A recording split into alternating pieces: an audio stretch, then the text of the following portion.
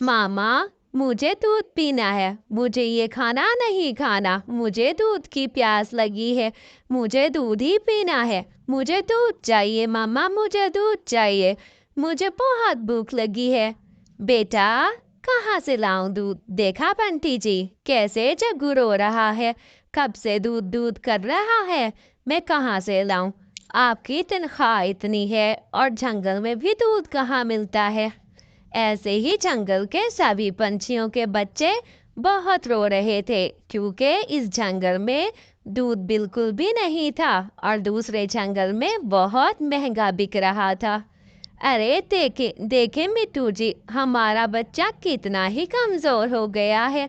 बेचारे की तो हड्डियां निकल आई है। अगर इस उम्र में दूध नहीं पिएगा तो कब पिएगा बेचारा। इसका क्या कसूर है? हम इतने गरीब ना होते। अरे देखें तो बंटी जी, हमारा कितना बच्चा कमजोर हो गया है। इसकी तो आंखें ही बाहर निकल रही है। मैं क्या करूं? आपकी तनख्वाह इतनी है और हमारे जंगल में दूध की कितनी कमी हो गई है। सब जंगल के पंछियों के बच्चे बीमार हैं। हाँ, कह तो ठीक रही हो रानो तुम, मगर तुम बताओ क्या करूं? इतने पैसे होते नहीं कि दूसरे जंगल जाकर दूध ले आया करूं रोज, और इतना सफर भी करना पड़ता है। हमारे जंगल में तो कहीं दूध नहीं मिलता। क्या करूं? ये बहुत बड़ी समस्या है अब तो।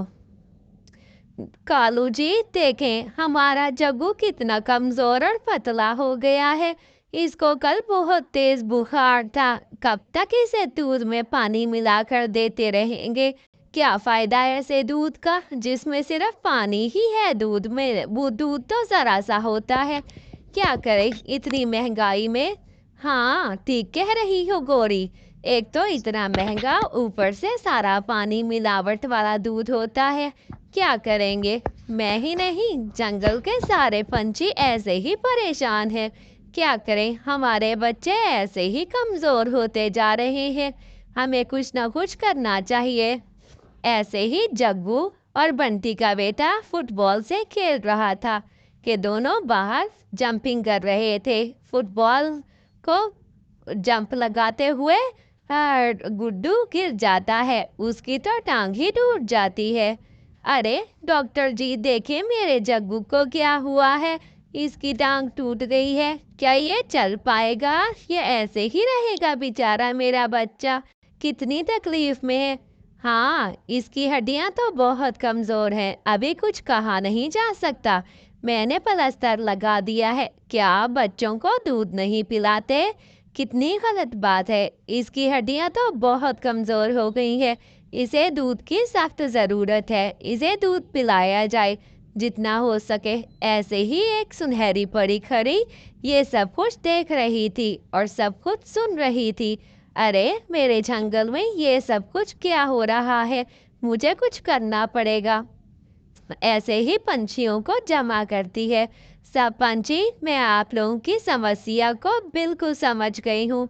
मैं आप सबके अच्छाई को देखते हुए और बच्चों की कमजोरी को देखते हुए मैं अपने जादू से एक दरख्त से बहुत बड़ा फवारा जारी कर दूंगी, जिससे दूध निकलेगा। आप सब उस दूध से फायदा उठाओ। ऐसे ही वो जादुई परी एक जंगल में दरख्त पर जादू करती है और उस पर से थोड़ी ही देर में जादू का असर शुरू हो जाता है। वहाँ पर बहुत बड़ा दूध का तालाब बना देती है ताकि सब यहाँ से दूध पी सकें। अरे वाह वाह, कितनी अच्छी परी थी। इसने तो हमारा काम कितना आसान कर दिया। कितना अच्छा किया। अब हम अपने बच्चों को पेट भर के दूध पिलाया करेंगे। उन्हें कभी दूध की कमी नहीं होगी। ये सब कुछ हमारे मिलजुल कर रहने और अच्छाई का नतीजा है। हाँ हाँ रानो, बिल्कुल ठीक कह रही हो आप। ये तो बहुत अच्छा हुआ, वरना हमारे बच्चों का क्या होता। ऐसे ही सब पंछी बाल्टियां भर के दूध वहां से ले लेते हैं और अपने अपने घर की तरफ रवाना हो जाते हैं। अरे चलो जल्दी से अपने बच्चों को ताज़ा दूध पिलाएं।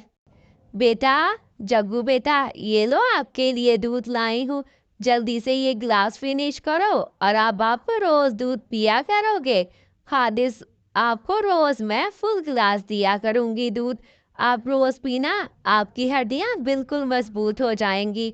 फिर आप अपने दोस्तों के साथ बाहर उछल कूद करना, घूमना फिरना, चाहे तो पकड़न पकड़ाई भी खेलना मेरे प्यारे बच्चे।